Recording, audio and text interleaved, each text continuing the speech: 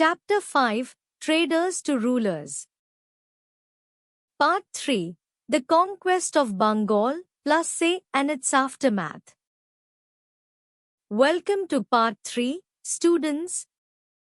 Now we'll explore one of the most important events in Indian history, the Battle of Plassey and the English conquest of Bengal. Bengal was the richest province in India, and its conquest provided the English with enormous wealth and resources. This wealth funded their later conquests of the entire country. Bengal, the richest province. Bengal in the 18th century was incredibly wealthy. Its fertile land produced abundant rice. Bengali textiles, especially fine muslin cloth, were famous worldwide.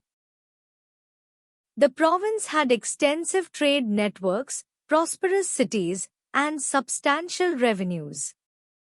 Controlling Bengal meant controlling enormous wealth. After the Mughal Empire weakened, Bengal's governors became increasingly independent.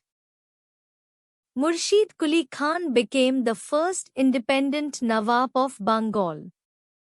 Although he continued paying annual tribute to the Mughal emperor, he ruled Bengal independently. He was an excellent administrator who established stability and prosperity. He effectively organized the revenue system and introduced the Ijra system of land revenue collection based on contracts. The most capable among Murshid Quli Khan's successors was Alivardi Khan. He recognized the importance of promoting trade and encouraged merchants, both Indian and foreign, to carry on trade in Bengal. However, he didn't allow the French and British merchants to fortify their factories in Chandannagar and Calcutta respectively.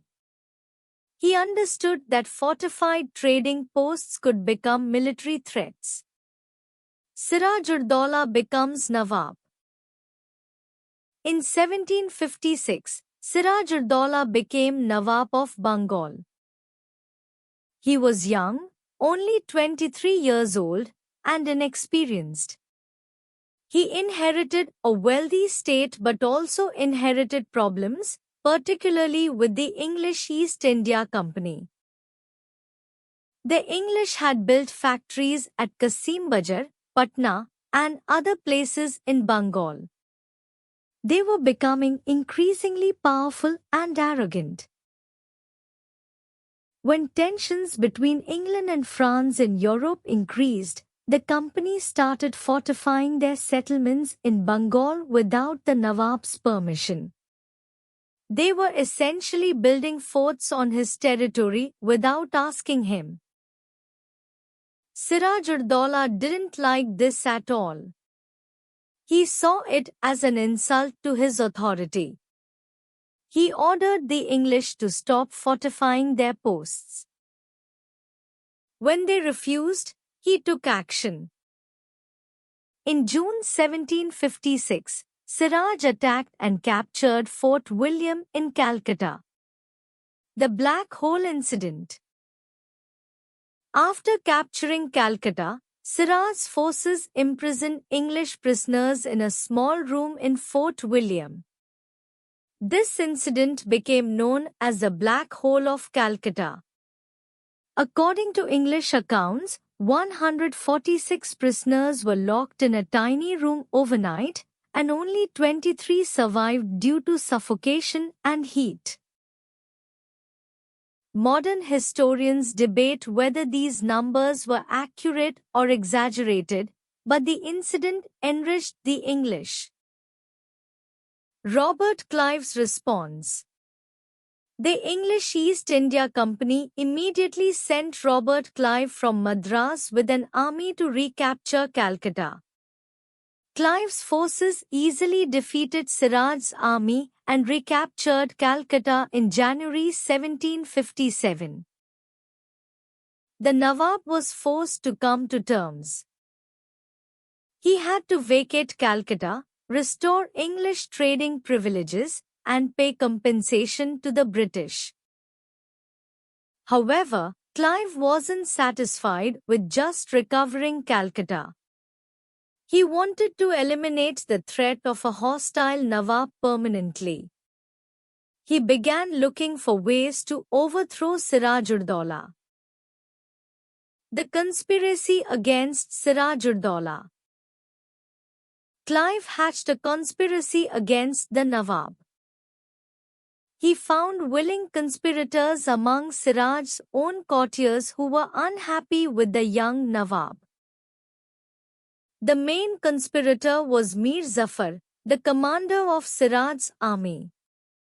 Mir Zafar was promised the throne of Bengal if he helped the English defeat Siraj. Other conspirators included rich merchants and bankers who had been offended by Siraj or saw profit in English victory. They included Jagat Seth, Bengal's richest banker, and Rai Durlabh, a high official in Siraj's court. These traitors agreed to betray their Nawab for personal gain. The Battle of Plassey. On June 23, 1757, the forces of Nawab Siraj-ud-Daulah and the British East India Company met at Plassey, a small village near Murshidabad. This battle would change Indian history forever.